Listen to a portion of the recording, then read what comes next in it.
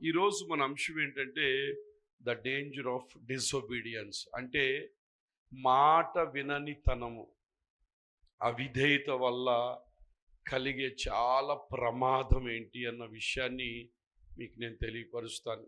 ఈ రోజుల్లో చాలామంది అవిధేయులుగా ఉంటున్నారు, మాట వినని వారుగా ఉంటున్నారు.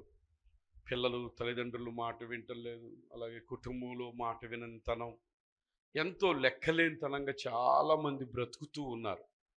అది ఎంత ప్రమాదకరమో దైవికంగా మన యొక్క పరిశుద్ధ గ్రంథ ఆధారంగా కొన్ని విషయాలు మనం నేర్చుకుందాం.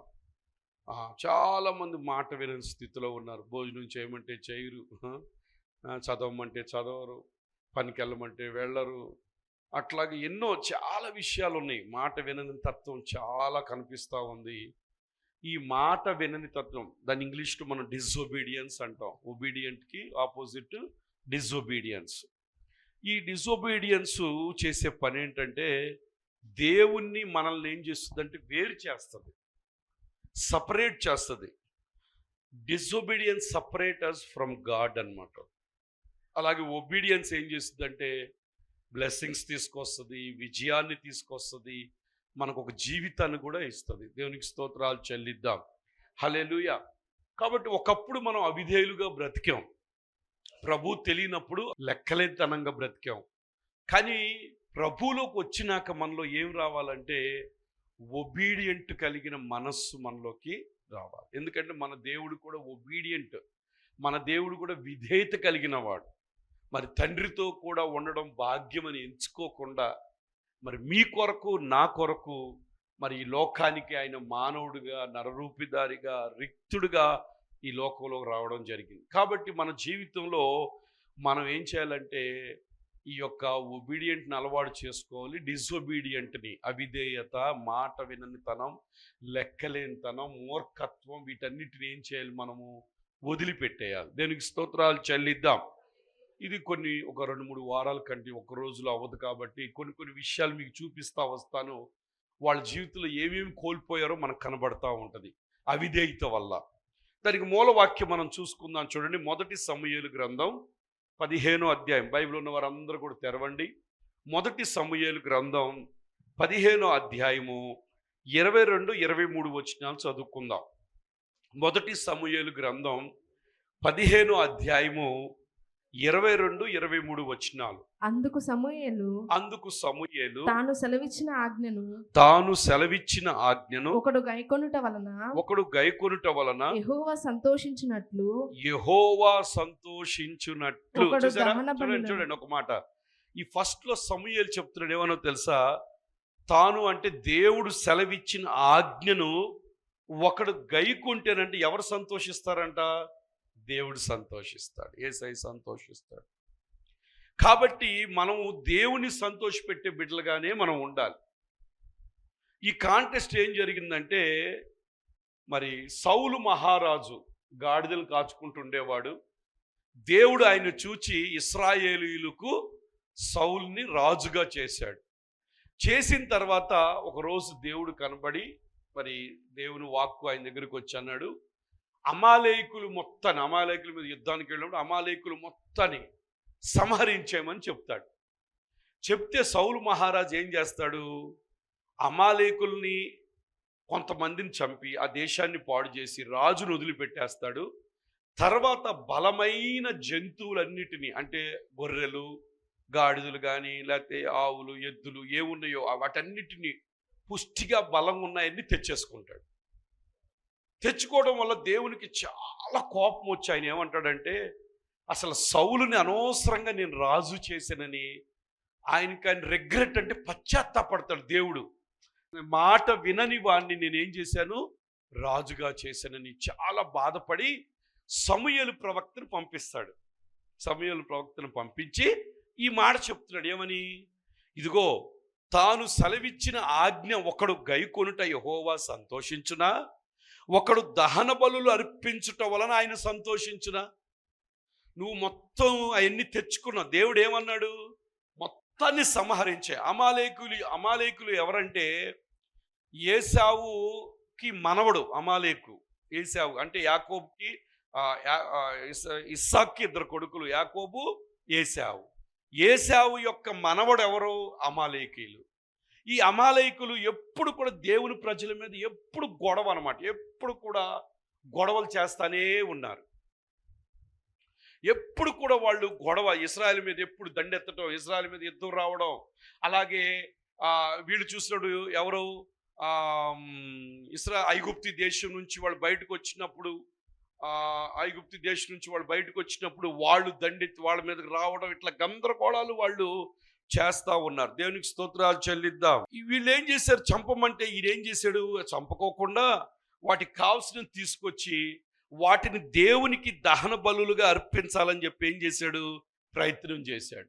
అప్పుడు సమూయేలు ప్రవక్త చెప్తున్నాడు ఏమనంటే, ఇదిగో తాను సెలవిచ్చిన, చెప్పండి, ఒకడు గైకొనుట వలన యెహోవా సంతోషించినట్లు ఒకడు దహన బలులను అర్పించుట వలన ఆయన సంతోషించిన ఆలోచించు చెప్తున్నాడు. బాబు, నువ్వు దహన బలులు అర్పించటం వల్ల, ఒకసారి ఆదికాండం 36:12 రండి, ఒక్కసారి 36:12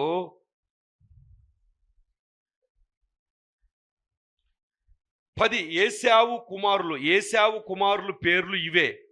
ఏశావు భార్య అయిన ఆదా కుమారుడుకు ఎలీఫజరును, ఏశావు భార్య అయిన బసేమతు కుమారుడుకు రఘుయేలును, ఎలీఫసు కుమారుడు తేమారును, ఓమారును, సేఫో, గాతుము, కనుజు, తిమ్నా ఏశాబు కుమారుడైన ఎలీఫజునకు ఉపపత్ని.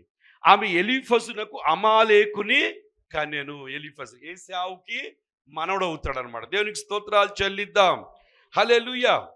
అయిన తర్వాత అప్పుడు దేవుడు చెప్తున్నాడు ఏమని, అయ్యా, నీవు దేవుని మాట వినటం శ్రేష్టం, కానీ ఈ బలులు ఆయనకి అవసరం లేదు. అలాగే 23వ వచనం కూడా అదే, మొదటి సమూయేలు 23 అంటున్నాడు, ఈ మాట వినకపోవటం దేంతో సమానంగా చెప్పాడు? జాగ్రత్తగా వినండి.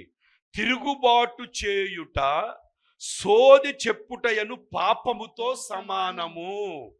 చాలా మంది సోది చెప్పించుకుంటారు. సోది చాలా పాపం. తిరుగుబాటు అనేది ఎలాంటంట? మాట వినకపోవటము, తిరుగుబాటు చేయటము, అవిధేయత చూపించటం, ఇవన్నీ దేంతో సమానం అంట? సోది చెప్పిన పాపముతో సమానం. మూర్ఖత అగుపరుచుట మాయా విగ్రహమును గృహదేవతలు పూజించుటతో.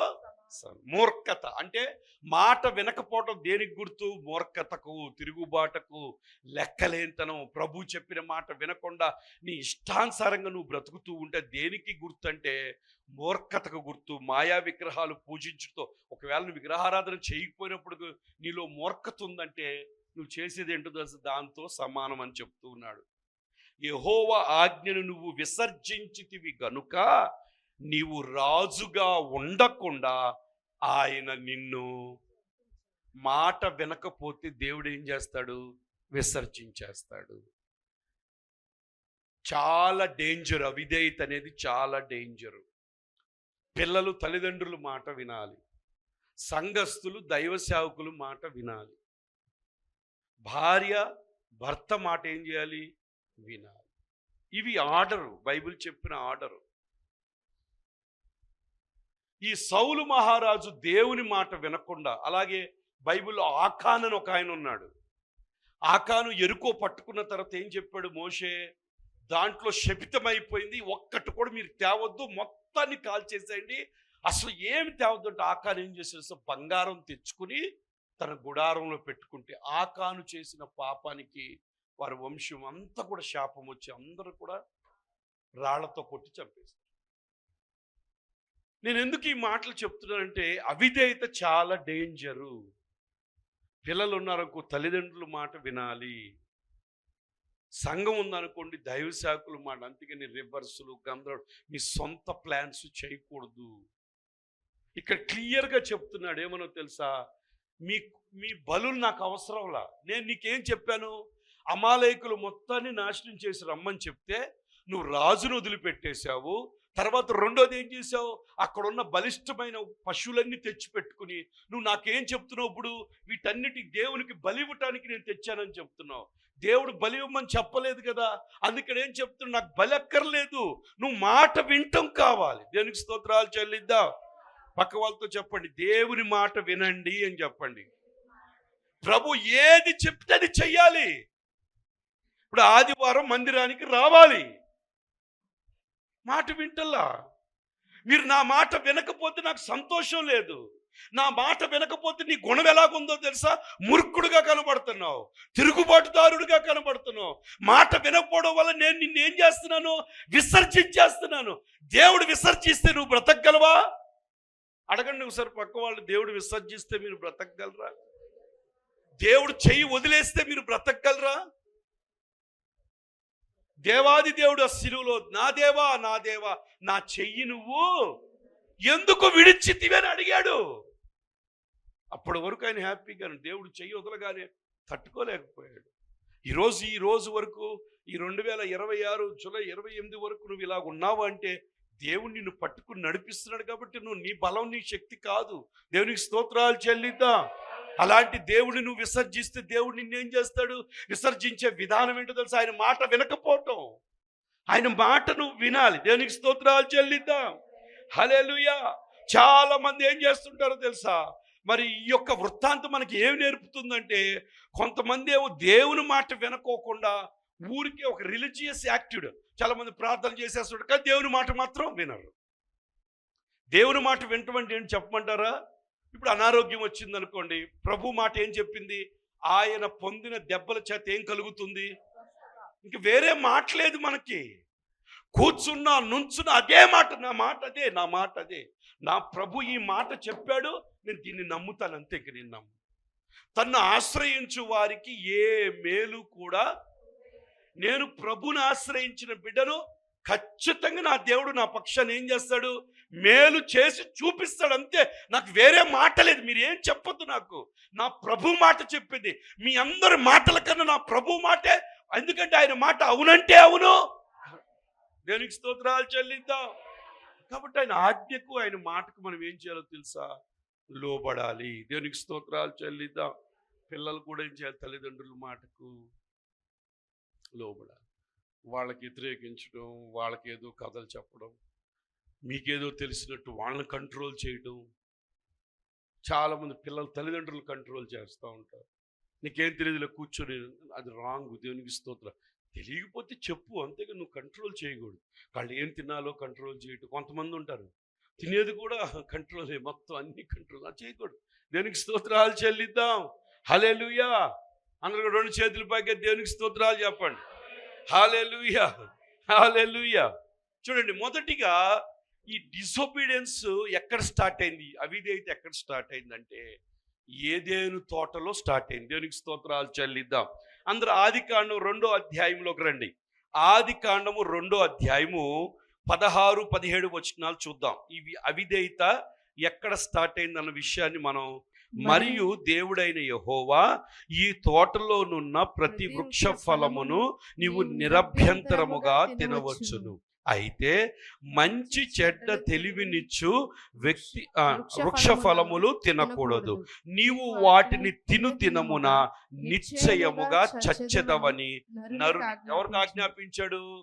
ఆదాముకి ఏమని? అయ్యా, ఈ తోటలో ఒకవేళ 1000 చెట్లు ఉన్నాయి అనుకుందాం, ఒక ఉదాహరణకి. 999 చెట్లు ఫలాలు నువ్వు తినొచ్చు, ఏమైనా చేసుకోవచ్చు. కానీ ఇదిగో మధ్యలో ఒక చెట్టు ఫలం ఉంది, చూసావా? మంచి చెట్టు తెలివినిచ్చే వృక్ష ఫలం ఉంది, దాని జోలికి మాత్రం నువ్వు వెళ్ళొద్దు అని చెప్పి దేవాది దేవుడు ఎవరికి చెప్పాడు? ఆదాముకు చెప్పాడు. తర్వాత ఇప్పుడు 3వ అధ్యాయంలోకి రండి, జరిగిన విషయం చూద్దాం. 3వ అధ్యాయంలోకి వస్తే ఏం జరిగిందంటే, దేవుడైన యెహోవా చేసిన సమస్త జంతువులలో సర్పము యుక్తి గలదై యుండెను. ఏమంటే ఒక మాట వినండి, చాలా మంది చాలా కుయుక్తిగా, పైకి ఏమి ఎరగనట్టుగా ఉంటారు, చాలా భయంకరంగా జీవిస్తూ ఉంటారు. అట్లా ఉండకూడదు. మనం ఎలాగ ఉండాలి చేస్తే చాలా ట్రాన్స్పరెంట్గా, అంటే దావీదుని బట్టి దేవుడు అంది, సార్ నా హృదయానుసారుడైన మనుష్యుడిని నేను, నతానియేలు ఇంట్లో ఏ కపటము లేదు. దేవునికి స్తోత్రాలు చెల్లిద్దాం. హల్లెలూయా. కాబట్టి సర్పం ఎలాంటిదంటే యుక్తి కలదై ఉందంట. ఉండి ఏం చేసింది? అదంట ఆ స్త్రీ దగ్గరికి, ఎవరు అవ్వమ్మ దగ్గరికి వచ్చి ఇది నిజమా అని అడిగిందంట. అనగానే అవ్వమ్మ షాక్ అయింది. ఏంటి నిజం అన్నాను. ఇది నిజమా అని చెప్పాడు. ఇదిగో ఈ తోట చెట్లలో దేని ఫలమునైనను మీరు తినకూడదని దేవుడు చెప్పానా అని అడిగాను. దేవుడు ఎవరికి చెప్పాడు? ఫస్ట్ సాతానికి ఎలా తెలిసింది? అందుకే ఆడు యుక్తి. సాతానికి ఎలా తెలిసింది చెప్పండి?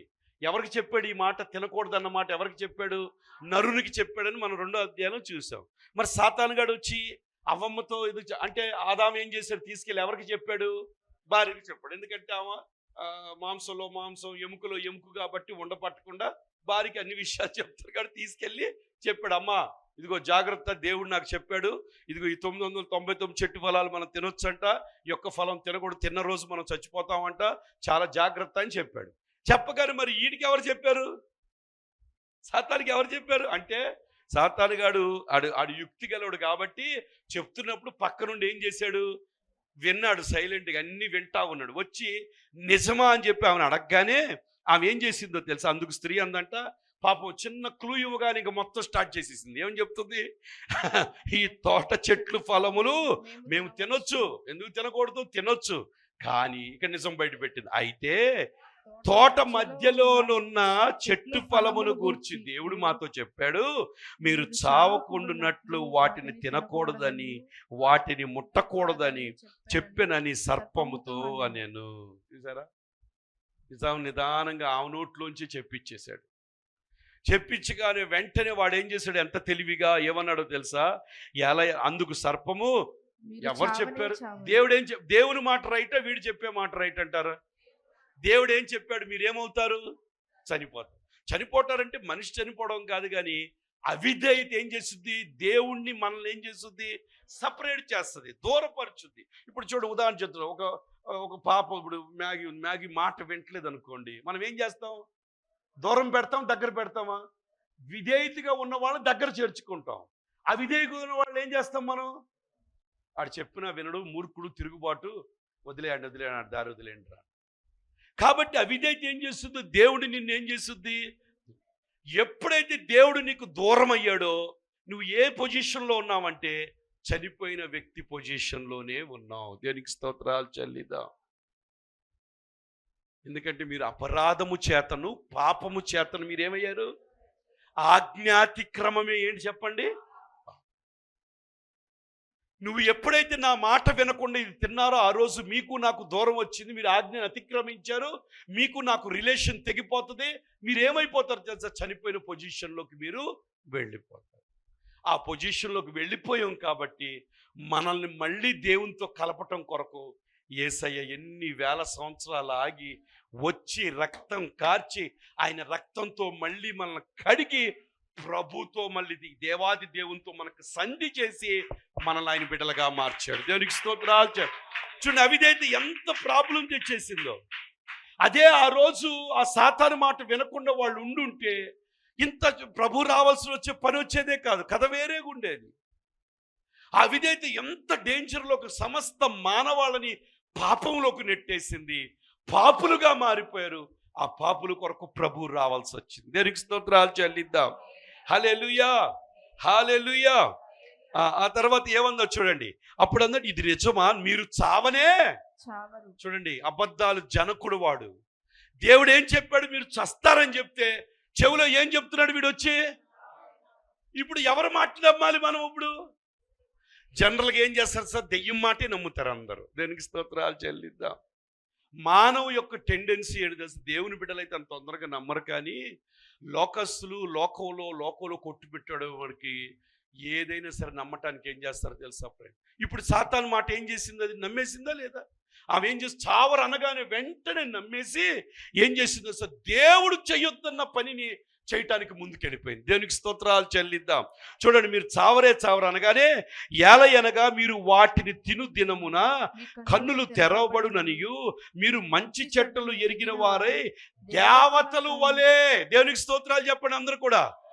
ఎలా అవుతారంట? ఆల్రెడీ వాళ్ళు దేవతలుగా ఉన్నారా లేరా? ఎందుకున్నారు తెలుసా? వాళ్ళు మహిమా శరీరం కలిగి రోజు దేవునితో మాట్లాడుతున్నారు, ముఖాముఖి మాట్లాడుతున్నారు. సాయంత్రం పూట దేవుడు వస్తున్నాడు, ఆదాముతో అడుగుతున్నాడు, ఆదామా ఈ జంతువుకి ఏం పేరు పెట్టావు, ఈ చెట్లకి ఏం పేరు పెట్టావు? ఆయన పేర్లు పెడుతున్నాడు. ఎంత ఇంటెలిజెంట్గా ఉన్నాడు, ఎంత తెలివిగా ఉన్నాడు, ఎంత స్మార్ట్. అసలు ప్రతి చెట్టుకు పేరు పెడుతున్నాడు. జంతువులు ఏనుగని, కుక్కని, లేకపోతే జిరాఫీ అని, ఇంక రకరకాల అన్ని.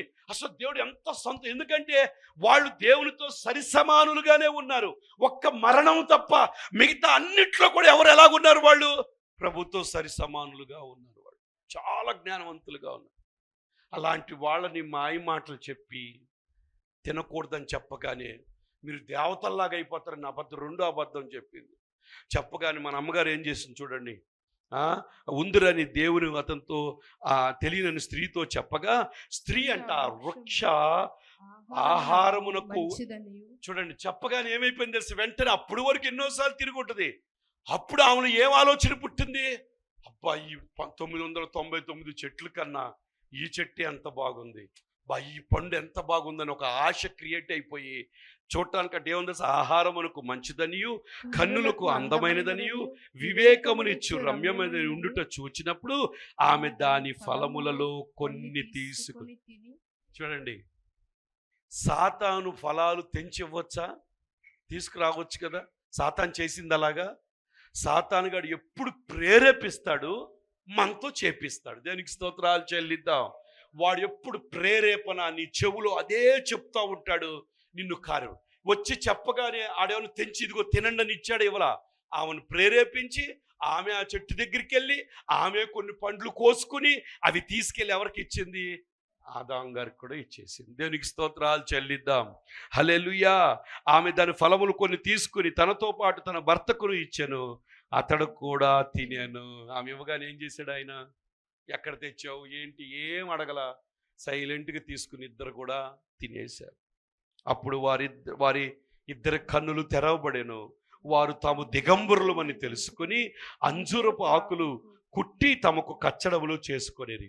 చల్లటి పూట ఆదామును అతని భార్యయు తోటలో సంచరించుచున్న దేవుడైన యెహోవా స్వరం విని దేవుడైన యెహోవా ఎదుటికి రాకుండా తోట చెట్ల మధ్య దాగుకొనగా.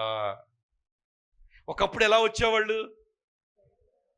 ఒకప్పుడు ఎలాగ దేవుని దగ్గరికి ధైర్యంగా వచ్చేవాళ్ళు. ఈ అవిధేయత ఏం చేసింది? వాళ్ళని దాక్కునే స్థితిలోకి వచ్చింది. దేవుని దగ్గరకు రాకుండా కూడా వాళ్ళు అయిపోయారు. దేవునికి స్తోత్రాలు చెల్లిద్దాం. ప్రియమైన దేవుని బిడ్డలారా, అవిధేయత చాలా డేంజరు. డిసొబీడియన్స్ చాలా డేంజరు. ప్రభు మాట వినకపోవటం కూడా చాలా డేంజరు. వీళ్ళు ప్రభు మాట వినలేదు, దానివల్ల వాళ్ళ మహిమ తొలగిపోయింది. రెండోది ఏమైపోయిందో తెలుసా? వాళ్ళు కళ్ళు తెరవబడ్డాయి. వాళ్ళ పరిస్థితి ఎలా అయిపోయిందో తెలుసా? దేవుని దగ్గరికి రాకుండా దేవునికి దూరం అయిపోయి ఒకప్పుడు పరిగెత్తుకుంటూ వచ్చేవాళ్ళు ఈరోజు దాక్కునే పరిస్థితిలోకి, భయములోకి నెట్టబడి. ఫస్ట్ భయము అక్కడే. సాతానుగాడు చేసే పని ఏంటో తెలుసా? భయాన్ని క్రియేట్ చేస్తాడు. అందుకనే నీతిమంతులంటే సింహం వలె. దేవునికి స్తోత్రాలు చెల్లిద్దాం. భయం మన సొత్తు కాదు, భయపడాల్సిన అవసరం మనము లేదు. ప్రభు మన పక్షాన ఉండగా మనకి విరోధి ఎవడు కూడా లేడు. దేవునికి స్తోత్రాలు చెల్లిద్దాం. వెంటనే దాక్కున్నారంట. ఓ తోట మధ్యలో దాక్కుని అప్పుడు దేవుడైన యెహోవా ఆదామును చూచి నువ్వు ఎక్కడున్నావనగానే అందుకతడు నేను తోటలో నీ స్వరం వినినప్పుడు దిగంబరిగా ఉంటిని గనుక భయపడి దాక్కుకొంటిన నేను. అందుకైన నువ్వు దిగంబరివని నీకు తెలిపిన వాడెవడు నిన్ను తినకూడదు అని నేను నీకు ఆజ్ఞాపించిన వృక్షపండు తింటివా అని అడుగగా అందుకు ఆదాము చూడండి ఏం చేశాడు?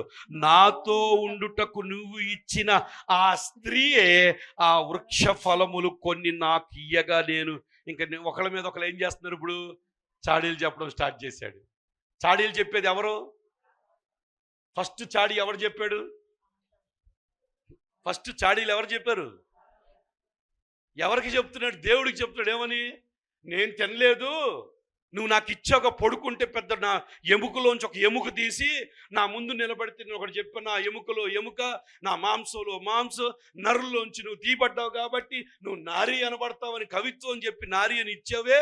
ఆ అమ్మాయి ఉన్న చోట ఎక్కడి నుంచి తెచ్చింది ఆ పళ్ళు తీసుకొచ్చి నా బ్రతుకును పాడు చేసిందని ప్రభువుకి చాడీలు చెప్తున్నాడు. దేవునికి స్తోత్రాలు చెల్లిద్దాం. హల్లెలూయా, హల్లెలూయా. చూడండి, ఆ కొన్ని నాకు ఈగనెత్తిన అప్పుడు దేవుడైన యెహోవా స్త్రీతో నువ్వు చేసినది ఏమిటి అని అడుగగా స్త్రీ అని చెప్తుంది. చూడండి, సర్పము నన్ను మోసపుచ్చినందున తింటి. ఆయన ఎవరి మీద, ఎవరి మీద, లాస్ట్కి ఎవరు చేశాడు మొత్తం? సైతానుగాడు. దేవుని ప్రణాళికలు, దేవుని మాట విని ఆయన అడుగుజాడల్లో నడుస్తూ ముఖాముఖి దేవుని దర్శనం చేసుకుంటూ తోటలో ఎంతో హ్యాపీగా ఉన్న వాళ్ళ జీవితాన్ని పాడు చేసేసి. సాతానుగాడి లక్షణం అదే.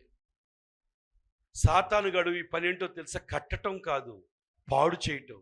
ఎవరిని పాడు చేద్దామా, ఏ కుటుంబాలు పాడు చేద్దామా, ఏ పిల్లల్ని పాడు చేద్దామా, పిల్లల భవిష్యత్తులు పాడు చేద్దామని చెవులో చెత్త అంతా ఎక్కించి మొత్తాన్ని ఏం చేస్తుంటాడు తెలుసా? అవిధేయత అనే ఒక ఆయుధం ద్వారా మీ బ్రతుకులను పాడు చేసేస్తాడు. దేనికి స్తోత్రాలు చెల్లిద్దాం. సౌలును పాడు చేశాడు. దేవుడు చెప్పాడు, అమాలేకులు చంపిరారా బాబు అంటే మన సౌలు గారు దేవుని చేత రాజుగా ఎంచబడి ఈ గాడిదలు కాచుకుంటుంటే, గాడిదలు కాచుకున్న ఆయన ఇశ్రాయేలుకు మొదటి రాజుగా చేస్తే ఆ మహానుభావుడు దేవుని మాట వినకోకుండా సౌలుకు ఒకటి ఉంది తెలుసా? ప్రవక్తల్లో ప్రవక్త. ఆయన కూడా ప్రవచనాలు చెప్పాడు. ఎంత ఉన్నా ఆయన లాస్ట్కి దేవుని మాట వినకోకుండా అమాలేకులను చంపకుండా ఆస్తిని సమకూర్చుకుని ఆఖరికి దేవుని బలి అని చెప్తే దేవుడు పశ్చాత్తాపడి అనవసరంగా ఈయన రాజుగా చేశానని రాజు నుంచి ఏం చేశాడు తెలుసా? ఆయన విసర్జించేశాడు. దేవునికి స్తోత్రాలు చెల్లిద్దాం. వీళ్ళను కూడా ఆదామవ్వలను తయారు చేసి ఎలా చేశాడు తెలుసా? ఆయన ఇమేజ్లో, ఆయన పోలిక, ఆయన రూపంలో తయారు చేసి వాళ్ళని తోటలో పెట్టి సేద్యపరుచుకోమని, ఇద్దరు హ్యాపీగా ఉండమంటే ఈ మధ్యలో ఆ దొంగ సైతాలు వచ్చి వాడు చెప్పిన మాటలు వినేసి ఆఖరి వాళ్ళ బ్రతుకుని ఏం చేసేసింది తెలుసా? చేసిన తర్వాత చూడండి ఏం జరిగిందో.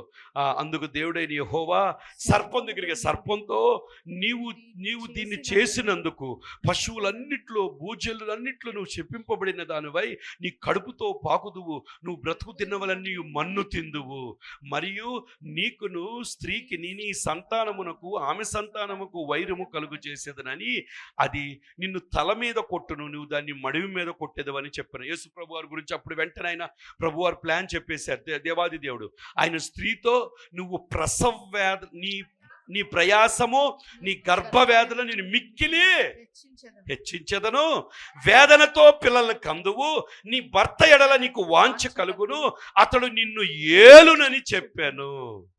ఆయన ఆదాముతో నీవు నీ భార్య మాట విని తినవద్దని నేను నీకు ఆజ్ఞాపించిన వృక్ష ఫలం తింటివి కనుక నీ నిమిత్తము నేలను ఏం చేస్తున్నాను?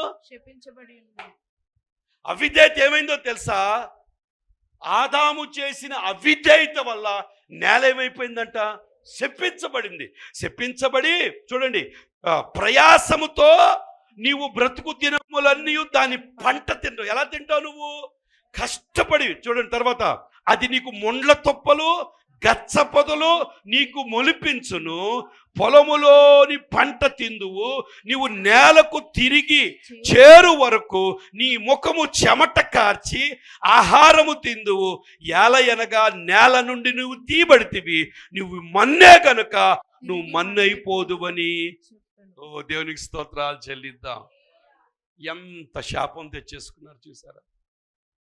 నువ్వు నాకు అవిధేయత చూపించావు కాబట్టి నీ నేలను ఏం చేశాను తెలుసా? శపించాను. అవిధేయత నీ జీవితంలో శాపాన్ని తీసుకొస్తుంది.